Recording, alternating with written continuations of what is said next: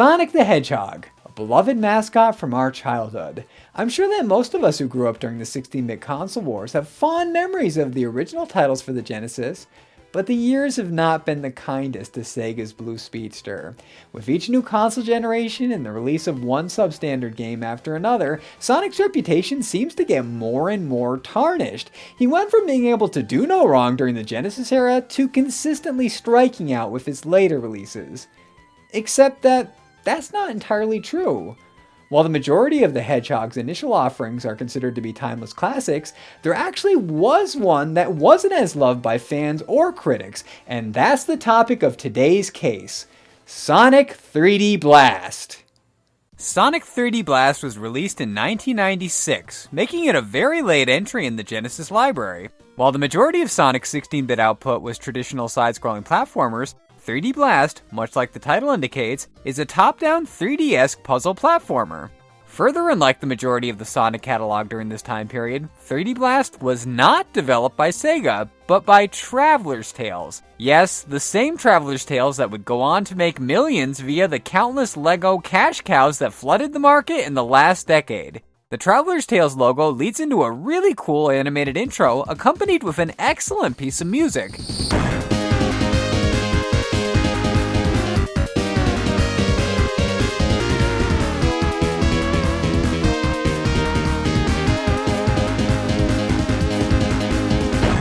The animation is a bit choppy and low resolution, but it's still impressive to see that the Genesis is capable of something like this.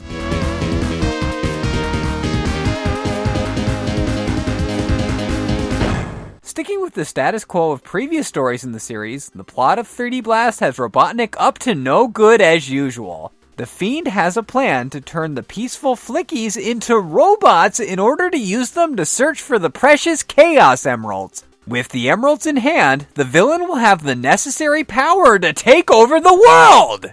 In the midst of Eggman's scheming, Sonic makes a visit to his friends on Flicky Island, but instead of finding his peace-loving acquaintances, he's accosted by rampaging robots! He quickly makes scrap of the enemies and vows to take down Robotnik and save his friends.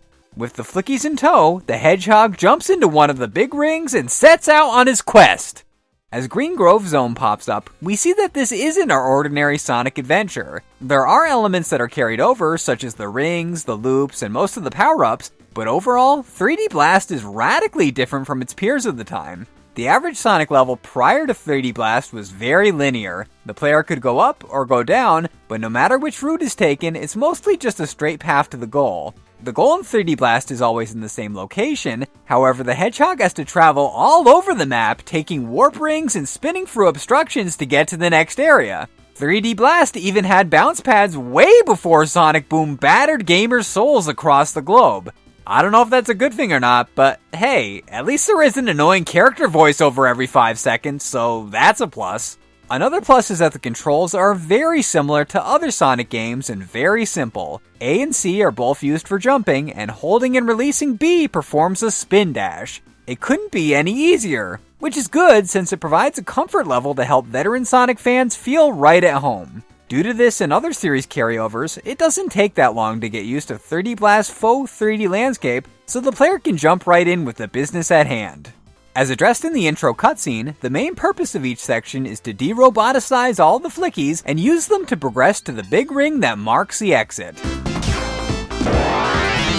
The number of Flickies needing to be rescued is indicated by a box on the lower right-hand corner of the screen. It starts out with 5 icons that look like Scratch from the cartoon, which means that all of the Flickies are still in robot form. As our hero continues to stomp some steel butt and freeze the little birdies inside, the icons change to a picture of the blue Flickie. Once all of them are back to normal and they're all in Sonic's care, then it's time to mosey on over to the big ring to progress to the next section. Repeat this a few more times and it's on to the next part of the zone.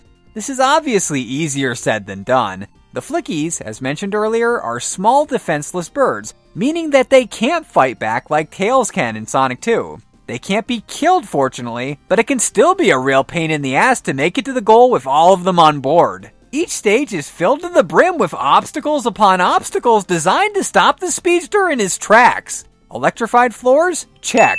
Lava pits? Check. Exploding snowmen? Check. Revolving guns that can't be destroyed and make me want to pull my hair out in frustration? Check to infinity and beyond! I could keep on going, but you get the picture. Fortunately, there are shield and invincibility power-ups that make it a little easier to complete our journey.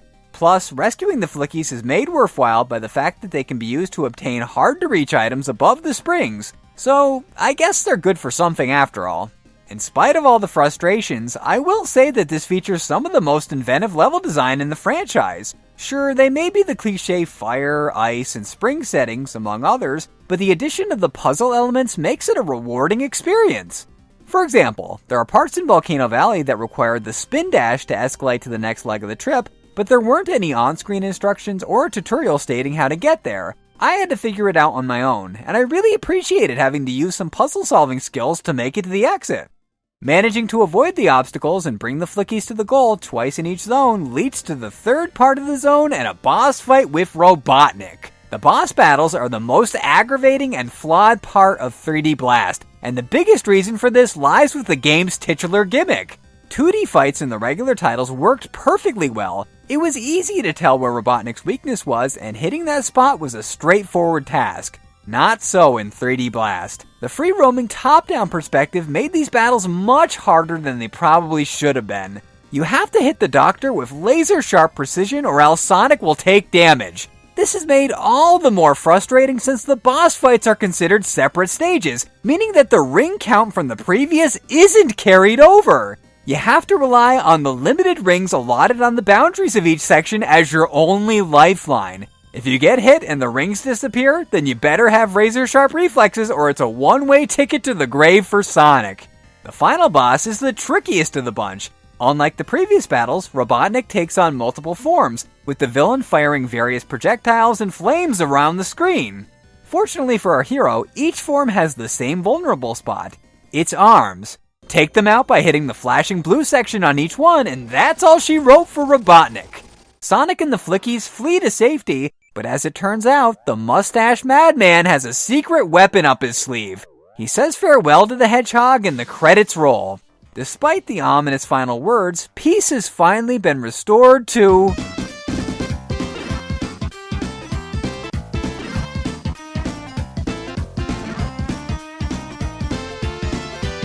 What the... Yes, Sonic 3D Blast has multiple endings, and this is the bad one. Robotnik's still out there, waiting to cause more havoc and harm the poor flickies. You might be wondering what I did wrong to get the bad ending. Well, I'll elaborate on that in just a moment. First though, I want to state in full disclosure that I wasn't able to beat this game in one sitting. I used the level select code in order to pick up where I left off.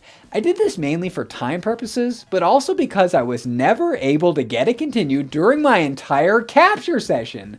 Apparently there is a way to get continues by collecting the necessary Sonic medals, but I didn't know about that when I was getting footage. As far as I knew, it wasn't possible to continue. So after getting a few game overs, I decided I didn't want to go through the tediousness of collecting all the flickies again. So I did beat all of the levels without using invincibility or any other cheats, but I didn't do it in one playthrough. Now that that's addressed, let's discuss how to get the good ending.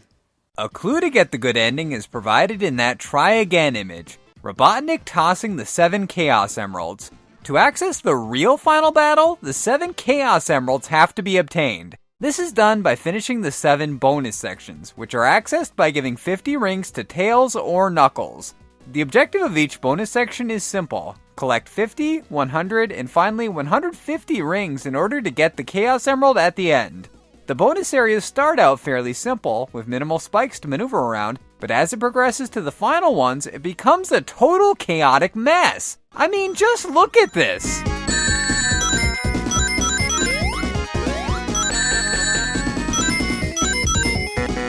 Like the Robotnik battles, these bonus segments become really frustrating, and I wasn't about to go through the whole game over again in the hopes of being able to obtain all of the emeralds, so I used that level select code to go straight to the final battle.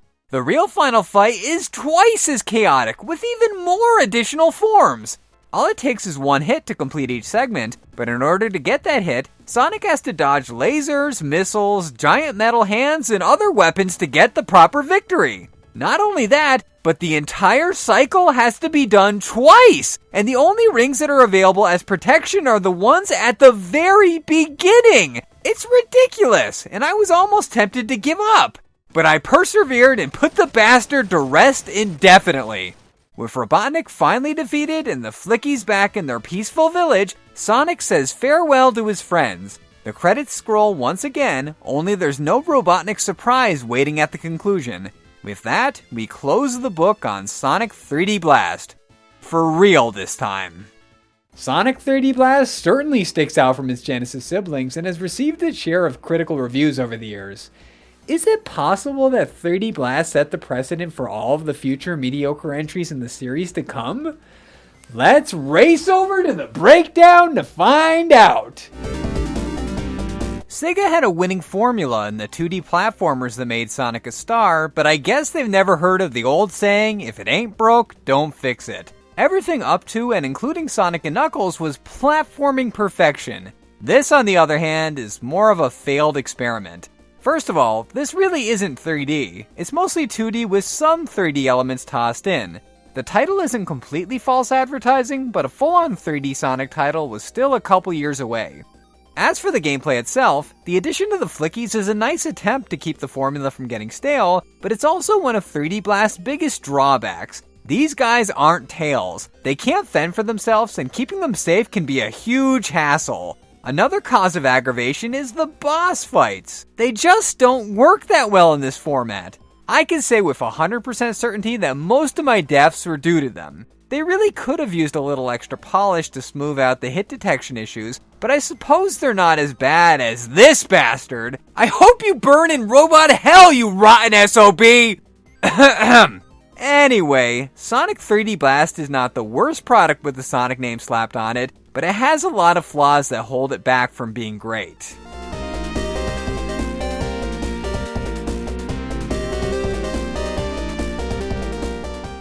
Yes, it's true that 3D Blast is flawed, but it's not all that bad in comparison to what was to come. I think anyone would agree that Sega's 2D platformer formula was unrivaled in the 16-bit era, but I still give them and Traveler's Tales props for taking a risk and producing a respectable effort that dwells outside of the comfort zone for fans of the franchise at the time.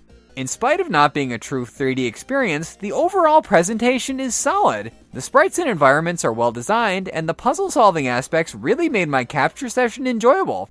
On top of this, the soundtrack is phenomenal! I'd go as far as saying that it's my favorite soundtrack from all of the Genesis era releases. It's the right mix of upbeat, energetic action with a tinge of silliness and melancholy for variety. It showcases everything that I love about the Genesis sound chip, and I can't get enough of it. I cannot and will not argue against 3D Blast being the weakest link in the Genesis chain, but it's still a fun yet frustrating experience. Finally, like I said before, and I'll say again, is it really all that bad in comparison to 06? I don't think so. In the case of Sonic 3D Blast, I rule that the verdict is innocent. This one was a bit tough to judge, but I had to go innocent for a number of reasons. Objectively, it's without a doubt the worst of the Genesis releases, right alongside Spinball, but it's a decent maze-esque puzzle platformer when put into the context of what was to follow in the years after. Nostalgia wasn't a factor at all in my decision, since I never played it back in the day. If I had, though, I probably would have enjoyed it. I mean, I own Spinball, which I never got past the first level in, and I definitely had fun with that. All in all, in spite of its many annoying aspects, I give 3D Blast a pass and would definitely recommend giving it a play. It's not the brilliance of the 2D era titles, but it provides a hell of a challenge and some kick-ass tunes, so that's win-win in my book. So, now that Sonic has received an IUPG verdict for the first but not the last time, court is now adjourned. As always, thanks for watching, everyone. The next full video will be out on the 18th, but there actually will be a video out next week. It's not going to be anything too major, nothing too big, but there will be a video out next week, so come back next week for that. But until then, you can watch these other videos here I've got on the screen. In the upper left-hand corner, you got LJN Defender Karate Kid, the second episode ever in that series. It's, I like it, but I mean, I would have done it so much better now, and just the camera, I kind of like had the lighting kind of messed up. But whatever, those are just little nitpicks of mine. But anyway, I'm sure you'll enjoy it. Now, in the upper right-hand corner, you got the Spider-Man for Atari 2600 episode of Innocent Till Proven Guilty. Again, that's also the second episode of Innocent Till Proven Guilty, so I guess that's the theme here, going for second episodes of the series. So you can check that out. Well, actually, the other video is not a second episode. It's actually the last video I did, which is on Captain Commando and Knights of the Round for Cygnus Destroyers Retro Reviews. It's good beat-em-up action, so enjoy that. And as always, if you like what you saw in this episode and you haven't done so, be sure to click that red button right there to subscribe to the channel, and you'll be kept up to date with all that's going on with my channel in the future and all that good stuff. So until the next video, the next mini video next week, see you later, everyone.